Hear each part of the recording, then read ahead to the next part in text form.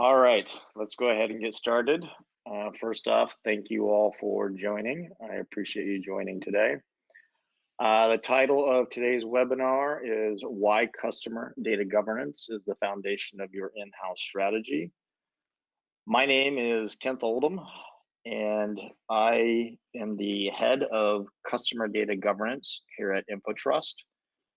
Prior to joining InfoTrust, I worked at a large enterprise called Procter & Gamble. There at Procter & Gamble, I led a lot of P&G's digital transformations. And the last role that I had there was the IT owner of all the consumer-facing websites or customer-facing websites. So think about 1,000 websites or so. There I had development, operations, privacy, security, accessibility, tags, all that good stuff. So welcome, and with that, let's go ahead and dive right in. First thing I'd like to do is share a little bit about InfoTrust. I think there's some really exciting things that differentiate us from potentially others.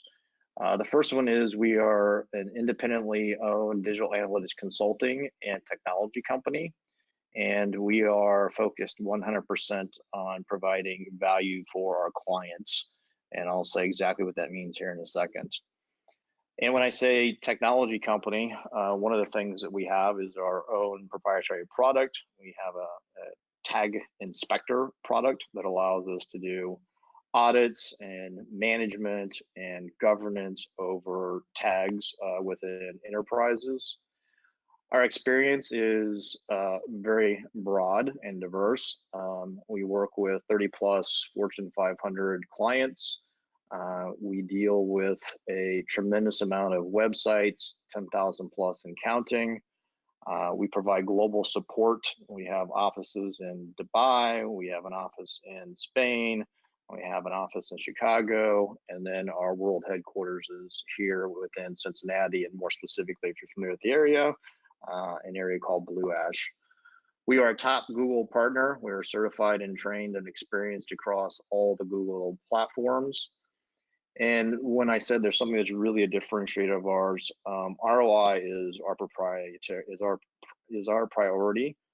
As we work with our clients. And very specifically, what I mean by that is the fact that we actually are not an agency that sells media. So our focus is really helping organizations drive all the value they can possibly get out of the data that they have, and in a very unbiased way. And then last but not least, we have a very high retention rate in terms of clients, and we have a nice NPS score of 70. One of the big reasons I was drawn here is just because of the fact that this is a really great organization. Here's an example of some of the partners that we work with by industry. I like to use the word verticals, and I think that's fairly common as we think about where do people play. In this context, they look like horizontals, but the reason why I use the word vertical is we actually do have vertical leads in each one of these areas. So whether it be CPG or multi-brand or retail and e-commerce, etc. I think that's also something that really helps set us apart. So you joined this, and I appreciate you joining this. And I thought, well, given the title of the webinar, you might have a few questions. And so I put what I thought might be the most relevant 5 questions that you might be asking yourself, again, given the title. The first one is, what is customer data governance? The second one is, what is an in-house strategy? The third one is, why is customer data governance the foundation of my in-house strategy? And that one's highlighted and colored the way it is because that is by definition the title of this. The next one is, how do I get to have strong customer data governance? And then last but not least, how do I approach in-housing? And what I want to do is maybe surprise you a little bit with the fact that I'm going to go ahead and answer the question or the title of this relatively quickly. So from a timeline standpoint, here is my estimate of how much time we'll spend on these. But of course, that primarily depends on you guys and the questions that you may ask. So while I'm mentioning that one, feel free to ask questions as we go. I will do my best to answer questions as we go. And if not, I can hopefully get to those at the end and answer them then. But I'm going to quickly spend some time on the first three. So it may surprise you that I'm going to answer the own question to this webinar within the first 15 minutes, but I think that's very warranted because what I really want to do is spend some time on two very important topics in my opinion, which is how do you make sure you actually have strong customer data governance in place? And then how do we actually approach this idea of in-housing? And down here at the bottom, I wanted to call this a seed, a thought, whatever you want to call it. But I think a lot of times people think of in-housing as that's just going to be a bad thing for agencies. I would argue that it may have an impact on large agencies of record, but I think it's actually going to be good and a really good time for both small and medium-sized agencies. So I plant that seed and we'll come back to it later on. So in terms of our agenda, guess what? I already laid it out for you on what kind of time I think we'll spend on each one of them. So with that, let's dig into what is customer data governance. So there's quite a few words on the screen, but I really kind of want to take a moment to dissect it and say more about each of the key areas that are on here. The first one is we have a firm belief at InfoTrust, and it's validated in all of our conversations with our clients, that customer data really is one of the most valuable business assets that any company has, especially when it comes to a corporate marketing asset. A lot of times what I hear is data governance or customer data governance, everybody assumes, and I think it's a fair assumption, that the primary focus is on things like the regulations and the policies that are coming at us. So if you're a global company or based in Europe, you're familiar with GDPR. If you are in the United States, you're familiar with what's happening with California and the regulations there. And oh, by the way, it's not just California, it's Nevada. And if you have actually seen Adweek, they have a very good article this week in terms of all the different states that are actually starting to work in terms of policies and regulations in this space. But for us, it's more than that. We actually think about customer data governance as a way to make sure that you get the most value out of that important asset to do three things. Of course, being prepared for the policies and regulations, but probably even more importantly, improving customer experiences and then driving digital marketing ROI. And you're going to see a common theme as we go through this, which is those kind of three areas will pop up in different formats as we go through. But to start with, these may be some of the reasons why companies at this point in time are actually saying may now be a good time, or it may now be a good time for us possibly to moving work in-house. And then last but not least, you can't have strong data governance, which means really being in control of your entire ecosystem. And the good news is down there, we'll spend some more time on what that looks like later on, unless you have the people, processes, and platforms in place to be able to do that. In terms of what is an in-house strategy, it's exactly what it sounds like. Unfortunately, it is actually quite difficult, but it's very possible. So, and I say that because it's not just about in-house, but it's true for kind of any kind of strategy conversation. But it all starts with a statement of why do you want to do something? And in this case, why would we want to move work in-house? So we start with that statement. And then we get into the where to play, which is a statement or declaration of what we might want to be moving in-house. And then we get into the how to win portion of the strategy, which says, hey, we have a clear plan on how we're going to get from point A to point B based on where we decide we want to play. But at the end of the day, there is this thing called execution. And while strategy is hard, as long as you use a good framework, it's manageable to get through. The execution can often be the time where things are spent or where the most road bumps are run into. So in terms of more good news, we'll also spend some time on that as well. So to now immediately, and I said I think within the first 15 minutes, answer my own question in terms of the title of the webinar. Let's take a scenario in which you are the CMO of your company. So you're the Chief Marketing Officer. And at this point in history, you have not brought anything in-house. So everything is existing with one agency of record. Probably not realistic, but let's just take that as a potential start point. And so as I just kind of went through, there were 3 what I would call value contributors, at least, associated with customer data. But now if we switch those into questions, and I'm the CMO, and I start to say, hey, how do I know if my company is in compliance? How do I know if I'm getting the most and best consumer insights possible? How do I know if I'm getting the best marketing ROI? Effectively, what I do is I have a conversation with my agency of record, and I'm trusting them to be very transparent, knowledgeable, and managing of everything associated with being able to answer those questions. So it can probably be somewhat of a comfortable position, but it may be a bit of a false comfortable position, because as I said, we are starting to see movements of folks saying, hey, we might want to do in-housing because maybe not all of these questions are being answered just exactly the way we would like them to be answered. So the next extreme of that is you get to look yourself in the mirror and you go, okay, I now have everything in-house, which is also probably not realistic, but just for the sake of conversation. I'm the CMO, I have everything in-house, and now I have these same questions.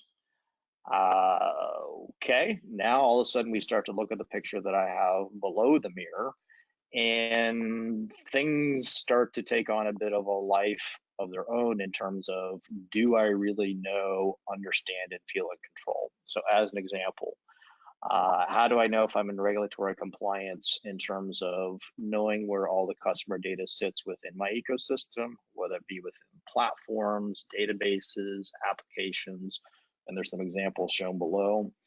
How do I know I'm getting the best customer insights? So as an example, is the data flowing into the systems that I want it to be flowing into? Do people have the right access to those systems? Do they have the right tools? And the same from a marketing standpoint. Am I collecting the appropriate consumer data so that I can create target groups to go off and be able to market against using my campaign tools? All of a sudden, some of those questions that you could have asked somebody else are now up to you and your team. And quite honestly, it can be a bit daunting. So again, what really helps you not be so daunted, which is probably not even an appropriate way to state a sentence, but the way to feel like you are in control is through strong customer data governance. So this is why I say it is truly the foundation. If you are moving in this direction, you've got to have this in place. Otherwise, if this isn't in place, everything you build on top of that is not going to be moving you towards your value drivers and exactly where you want to be. All right, so let's talk a little bit about how to get in control with strong customer data governance before we dive into how to approach in-housing. So a couple of thoughts on this one, and this slide has a lot of stuff on it. So again, let me try to boil it down to some simple components. From a regulation standpoint, and I will start there, depending on what regulation and law you're looking at, are expectations and potential penalties for companies, and the penalties can be fairly large if we're not collecting customer data in a compliant way. And what I mean by that is asking for the appropriate permission based on whatever regulation is in place. So with California CCPA coming online, one of the things that we're going to have to be able to do is ask consumers or customers, hey, are you okay with us selling your data, right? so that we have to have some sort of communication with them in terms of, is it okay for us to actually collect your data? Second, and it's not necessarily true or all of it true with CCPA, but it's definitely true with GDPR, again, coming out of Europe, is that individuals have the right to be able to manage their own data, and more specifically ask for what data do enterprises have on them such that they can actually see it in a coherent fashion. The other thing they have the right to do is, I use the word disappear. So they have a right to have all of their data deleted. Now, here in the United States, again, so I'm sitting at our world headquarters in Blue Ash, that is definitely part of what California is moving towards. Not moving towards, like, it is what will happen. Not only can a customer or consumer say, you know what, I don't want you to sell my data, they can also say, hey, if you're collecting data on me, I want it all deleted. So being able to be in control and understand where all this data is at, and then how to go and either meet the needs of a request, meet the needs of disappearing, whatever it might be, are all critical to being in compliance. Now, if we move beyond just regulations and compliance, kind of going back into the areas of, hey, there's got to be, in my opinion, I think there definitely is, other value drivers in terms of what data governance can do. It really can help improve customer experiences and drive digital marketing ROI. And the way to approach that is really to create a data map. And there's probably a better term for it, but really being able to say, do we know where all of our data is within our ecosystem? So if we kind of start in the middle and start with the platforms and the ones that I shared as examples before, do we know what customer data is in our data lake? Do we know what customer data is in our CRM platforms? Do we know what customer data is flowing to our campaign management systems? Which then starts to get into things like people and processes. Are the individuals who are running the campaign management tools to target customers and consumers, are they getting the data they need? Are they handling that data appropriately? So they might be handling personally identifiable data, PII data, personally identifiable, even beyond things or basic things like name and phone numbers, but getting into very sensitive areas like credit cards. Do we now have all of a sudden the processes to be able to make sure that all of that is operating effectively such that we can actually start to meet those other objectives? Do we have the appropriate processes in place, as an example, and I'll share a little bit of this later, to think about, okay, do we know how effective our marketing plans are because we know what tags we have on our various sites and we know that they're actually functioning the way that we actually want them to function? So lots and lots of questions. That strong customer data governance really allows you to get in control of your ecosystem. And again, whether that be the people, the platforms, the processes, to, again, not just deliver against the regulations, but do that extra value add. And there's a couple of examples there. All right. What I've put on here is just real quickly, Tag Inspector. It's our proprietary tool. And the reason why I bring that up is, as people think about data governance, one of the areas that is not always paid attention to is all the data that is flowing potentially from your websites to third-party platforms, and even if there's piggyback tags that are what's happening on there. So just another area to be watchful of. All right, so if you guys are up for it, let's go ahead and take the first of our polls. And what I'd like to be able to do is ask you guys, where are you at in your customer data governance journey?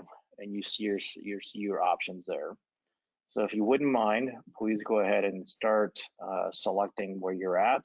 And then once we get a majority of the folks answering, we'll shut it down. Let's go for about a minute.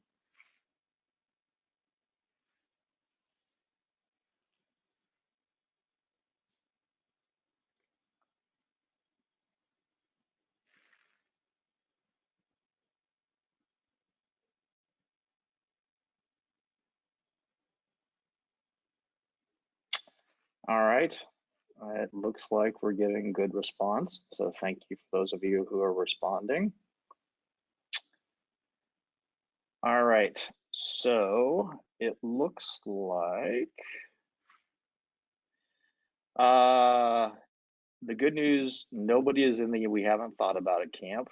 About 40% are just beginning, about 30% are on their way but hitting some road bumps. 10% are on their way and happy to report that things are going well, and 20% say they're almost done. Wow, I would love to talk to you guys because you guys seem to be an anomaly, so congratulations if that's where you're actually at from that standpoint. I'm not sure why it's showing that, so forgive me. All right. So continuing on, what I would like to talk now is really this whole idea of in-housing and what I think is a really great framework to actually take us through this whole idea of in-housing. But before I do that, what I want to share is that what we call the 6 Ps of transformation, has proven to be very valuable to us as a company in helping our clients through many kinds of transformations. So what is shown here, it says the 6 Ps of digital analytics transformation.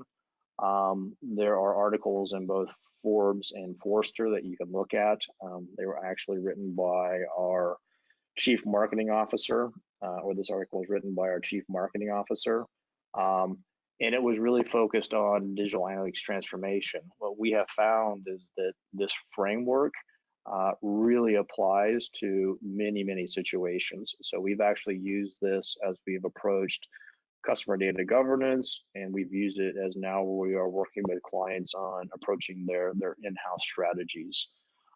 So if we quickly go around the wheel, it starts with purpose, and then it gets into people, platforms, and process, and finishes with pace and payoff. And I will probably also throw in another one there at the end once we get there. But let's go ahead and dive in terms of what the model looks like and how it starts to play out in this context. So purpose, you always have to start with why. So let me start with a quote from John Chambers, former Cisco CEO. If disruption isn't at the core of your strategy, you've got a problem. Let me read you that again. If disruption isn't at the core of your strategy, you've got a problem. In business or life, it's important to remember this. When you compete against another company, you are looking backward. When you compete against a market transition, you learn how to see around corners. So for me, this is really powerful, not just because of what it pokes on from a strategy standpoint, how to think about it, but the whole concept of seeing around corners is just phenomenal for me. So some of the cases that we see clients saying, hey, we potentially want to be moving work in-house. Guess what? You're going to see a common theme here: data regulations, great consumer insights, great marketing ROI. But they're also telling us other things. We're hearing things like we want to improve our execution agility. Quite honestly, we may not getting the transparency in terms of some of the questions that we were discussing earlier. And then we hear other things. And I intentionally put the why below the picture of the people and the individuals below, because when we move to the people conversation, if we don't get the why right, we're not going to be able to win the hearts and minds of the individuals who will actually be driving that transition. So it's not an accident in terms of how the slide is set up, even though it looks like it's a little strange. All right. So if we know the reason why we want to do it, it could be any of the ones that I mentioned, it could be other reasons. We kind of start to dive into the really important part of this, which is the three P's of execution: people, platforms, and processes. Another quote, love quotes. This comes from Jim Collins, who wrote Good to Great.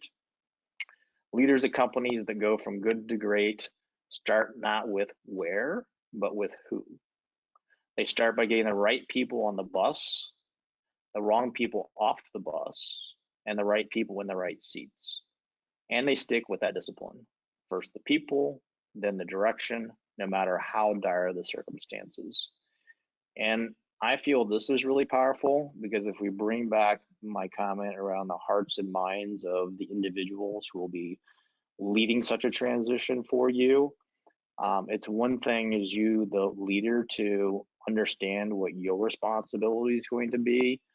But if you can't get people to use the terminology here on the bus and in the right seats, the transformations in the act are going to be set up for success.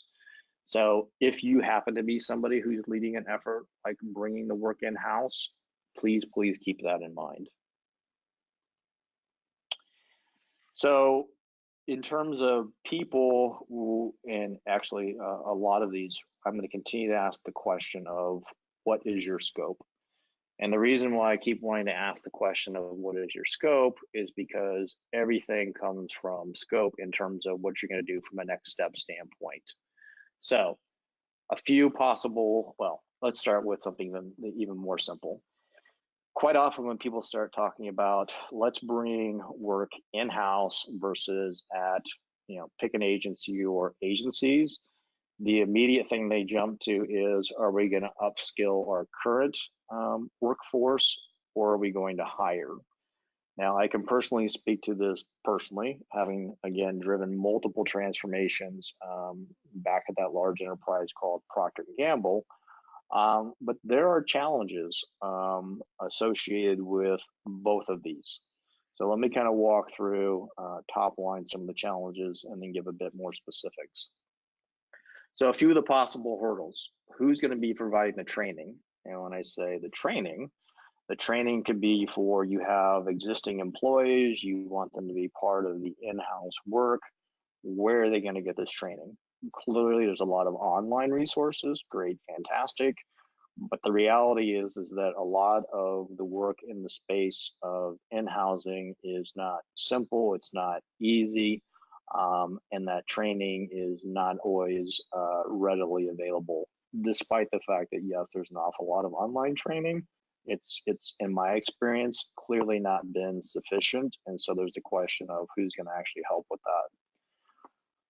If you are in the position of saying, hey, we really want to go out and hire the talent, we feel like that's our best way, that's our best path forward, reality hits in. And it hit in, not just in my own personal experience, but we're also seeing it with our clients, which is the fact that there are major tech companies out there that are not paying small amounts of dollars to go after the kind of individuals that you'd probably wanted to go after or attract to your company. And so it's not just about how much do you potentially have to pay somebody to actually join your company, but there are other hurdles. So it's the whole acquisition. So what's the process to find out who potentially would be a good fit for your company? All of the activities that go with recruiting and bringing somebody into your organization. And I can say this for two reasons. The next line, location. I can say it because of the fact that I was born and raised in Topeka, Kansas. And all of you can feel free to make fun of that. I have no issue with that. Proud of where I was born and raised. But the reality is, I know not a lot of people want to move to Topeka, Kansas, right? It's not a surprise. But even in large cities, sometimes if it's not on one of the coasts, to be quite honest, location can be a challenge. It can be a challenge to get people who sometimes may be strong players on the coast to come join you if your headquarters is someplace else. And then you have this big question of, hey, I can't get necessarily what I want, either in terms of training or being able to hire the people I want, but yet we had these aggressive goals. What do we do? This is where I will hint that potentially a trusted partner would actually be beneficial on such a trip. Moving into platforms, scope. So I'm going to kind of sound like a broken record when it comes to things of scope, but for this one, from a platform standpoint, really need to understand what platforms exist within your ecosystem. And so this is a very simple drawing. It's my drawing, it's my colors. I mentioned I was born and raised Topeka, Kansas. I went to Kansas State. That's the reason why it's purple up top. All of that aside, you really need to, from a platform standpoint, understand what is existing within your ecosystem. I am surprised, but also not surprised, having come from a large enterprise, how often, if we ask the question of, do you know all of the different technologies that are existing within your enterprise? The answer a lot of times, or actually quite often, is no, don't actually know all of them. One small example, campaign tools. There are lots of campaign tools out there that can plug into various CRM databases. I'm, again, surprised but not surprised quite often in terms of proliferation of things like campaign management tools that exist within enterprise ecosystems. Do you know who owns the platforms? Literally, like, is it Fred? Is it Sue? Is it Bob? Like, who is actually accountable for all of those platforms? And so as you start to think about potentially having agencies who own platforms, bringing it in-house, ownership begins to take on a different lens. So it's not just like who owns the contract or the relationship, but literally who's going to own that going forward. And then last but not least, what is your platform confidence? And what I mean by that, excuse me, is that the more platforms that you're personally accountable for, the more expertise you not only have to have of that technology and what it's doing, but you see those little green arrows, totally simplified, but how do they integrate and work with all the other customer platforms and applications and consumer-facing assets within your enterprise? How does that data flow? How do they fit together? Who is in charge? How do we keep them updated, right? So that's kind of when I ask the question, what is your platform confidence? And again, a trusted advisor can always help you with this.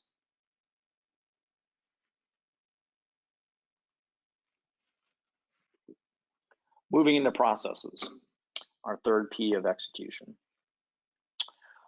Surprise, what is your scope? So a couple of processes I just put here for the sake of conversation. One would be customer data governance. We've talked about that, and I quickly mentioned tag inspector, but even something quote unquote that is a subset of customer data governance, like tag governance, has a ton of processes associated with it. We have lots of materials on tag governance, what that looks like. I'm not going to go through that, but just as an example, a process to, one, identify what you have, two, to say who are the business owners, three, to say, hey, how does this apply to the regulations that are in place, four, has legal or whoever the appropriate entity in your organization signed off that it's okay, and the list goes on and on, all the way to, okay, we feel comfortable with what we have, those are whitelisted, how do we monitor, maintain, and keep up with it? There's a lot of processes just with something quote unquote called tag governance, which is a subset of customer data governance. Another example, driving great consumer insights. Simple things like you having a good process for giving data access to all the people who actually need that data to be able to go off and drive it. Or what about, back on the platform slide, what about giving them access to the appropriate applications that they need to be able to use to drive the value that you're looking for from a company standpoint. Same for marketing ROI. What about the methods and processes for calculating that? Again, not necessarily simple processes. And then I've added in something here in terms of execution and agility, because what we're finding is that this is another key driver why folks want to bring things in-house. But then all of a sudden you have some other things like communication and ticketing systems, all those kind of processes that you really, really have to have in place to make sure that you're actually going to be successful.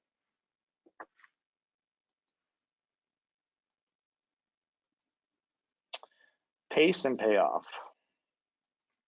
So these are our last two P's. Pace, and they're actually fairly simple conceptually. The scope you take on will determine your pace. I hope that's really obvious and easy to understand. The second one is payoff. The scope that you take on will also determine your challenges and the payoff you get. So you may start your journey expecting huge payoffs, but if you hit a lot of road bumps, etc., right, that's going to impact the payoff. And so it all comes down to scope, scope, scope. Again, I would be remiss if I didn't say, hey, there are trusted advisors that can actually help you on this path.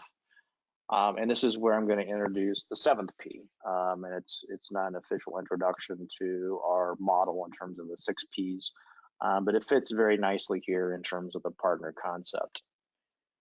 And what I want to do now is kind of jump into what we are seeing to be a successful model as people look at the in-housing. So what you're looking at now is quite often what people think of, right? So I have an agency of record. They're doing a lot of activity systems for me. There may be some other agencies involved. I want to bring this in-house, want to do it ourselves. So it might be a great aspiration, but the reality might be a bit different. And so what I wanted to share is this thought of what we're seeing actually be quite successful with the clients that we're working with. And that is really going through the whole process. What is your purpose? What's the people? What's the platforms? What's the process? What's going to be your pace? What's the payoff you're looking for?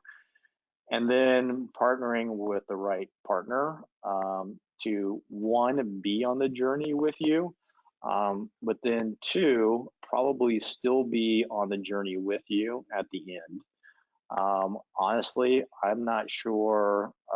I'm seeing some examples, even within the Cincinnati area, where this model up here is fully done, but with pieces of work.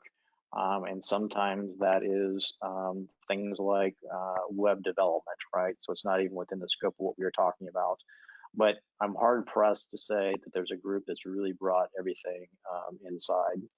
So I kind of want to reference back to one of my earlier comments and one of the earlier things that I hinted out at the beginning, which is this is probably a really good time for small and medium-sized agencies, given that, one, the dynamic is happening. There are a variety of reasons why the dynamic is happening, and of course we're seeing it and experiencing it and working with our clients on their journeys. And so I really kind of see what's really being successful is, yes, some of the work is brought in-house. We have all the questions of upskilling, of going and requiring talent, etc. But having a trusted partner that's not only on the journey with you in terms of driving through, whether it be our 6P process or some other process, answering all those questions, making those tough decisions, executing against them. But again, I still see places for small and medium-sized agencies in the overall mix. And I say that if you're a large enterprise. So I guess I need to be very careful about my language, right? So if it's a small company, it may not be the same as a large company. So when I'm saying this, I'm referencing something like an enterprise with what I came from, like a Procter & Gamble of the world. All right. So it's time for another poll before we actually jump into summary and any questions that folks have. So let me bring up the next poll. And it's going to have the same options for you to choose as the last poll, but the question is, where do you feel you are on your in-housing journey? And again, we'll give it about a minute or so.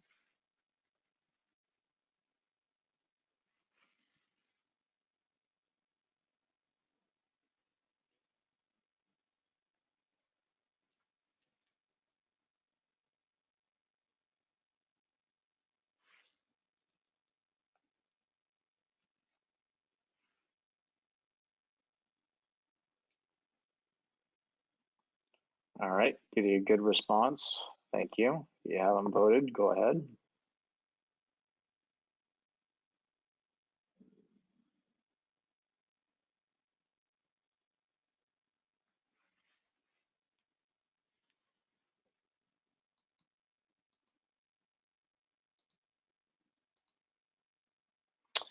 All right, so it looks like we have about 17% that have not thought about it, understand. About 67% that are just starting. And apparently we have the same, we have nobody in the next two categories, but apparently we have the same people who are on the data governance. We got it, we're almost done. Same thing, so about 17% of the folks say, hey, they're well on their way and they got this under control. So awesome, thank you.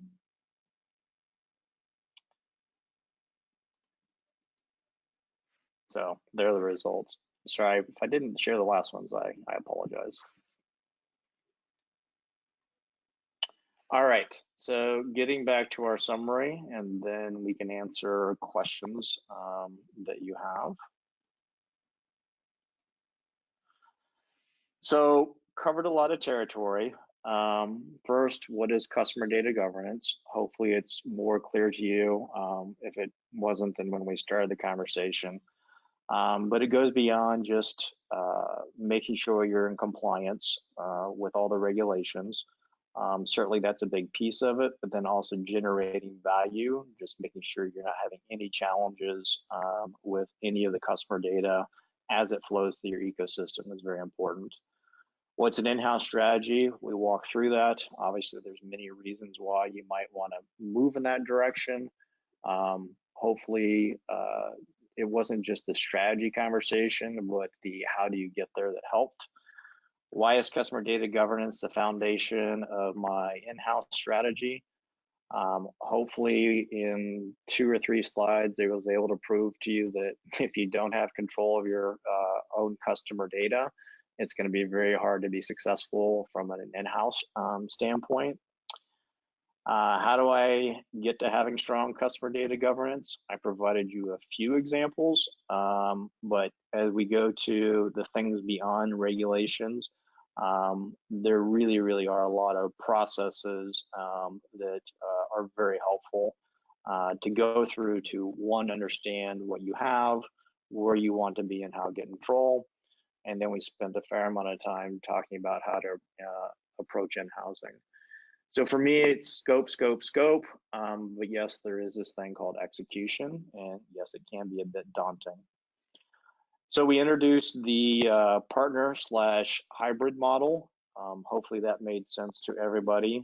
Again, we are seeing that be effective with our clients. My personal experience back at my former employer was we had grand visions, but it's difficult. And last I know, they were still in somewhat of a hybrid model.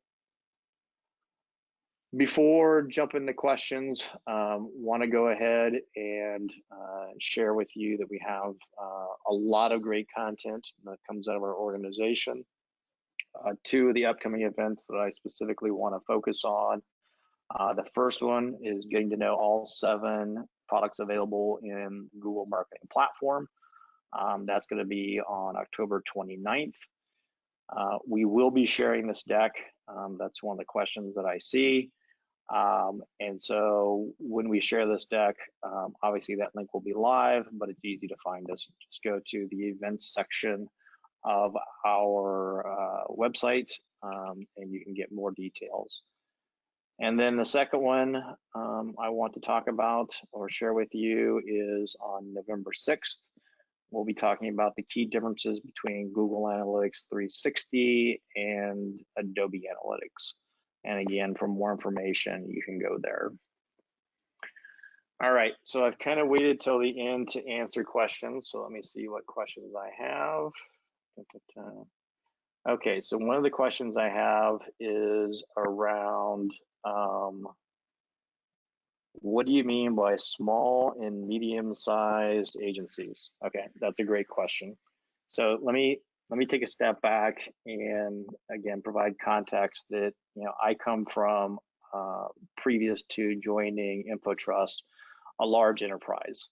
And so I may not have done a great description of agencies of records, but those are very large companies, things like Publicis that we've probably all heard of. But when I say small and medium-sized agencies, I'm really thinking about those agencies that have skill sets in particular areas. So as companies are going through, or as our clients are going through and saying, hey, this is actually where we want to play, quite often they may say they want to play but can't get there immediately. So then they need help with how to get there. And so agencies that are small or mid-sized, so not the giant agencies, but have expertise in particular areas, can be very useful. One, in saying this is what success can look like in this area. So it could be, as an example, we want to bring in-house, we want to bring paid search in-house. So it could be something as simple as that. It doesn't require a large agency to be able to go off and do that, so that can actually be helpful. Other examples is as there are areas that are out of scope, it may not play to the advantage of a large agency of record, because typically they have quote unquote scale on their side, and so like a medium or small size company can say, hey, we can fill that for you. We still have the breadth and depth to be able to help you, but we can do it better than potentially one of the large agencies of records, because again, we're just more hyper focused on that space. Other questions? Let me find them actually. There it is. Another question I have is around data governance. Why am I calling it customer data governance versus data governance? That's actually a great question. So again, this may be my personal bias based on experience, but data governance can go a lot of directions. Hopefully, as I kind of walk through this, customer data governance made sense in the fact that it really truly is focused on customer data and how it moves through an enterprise and how it gets used. Data governance quite often takes on a much broader spectrum. So it gets into things like product data, product hierarchies, all of those kind of definitions of data. So for this conversation, I really wanted to make sure we really focused on customer data, not the broader, quote unquote, data governance. All right, I think that may be the only questions I see. So I think I will be able to give you about 10 minutes back. If you do have follow-up questions, please feel to reach out and we'll be happy to talk to you about those. Thank you much.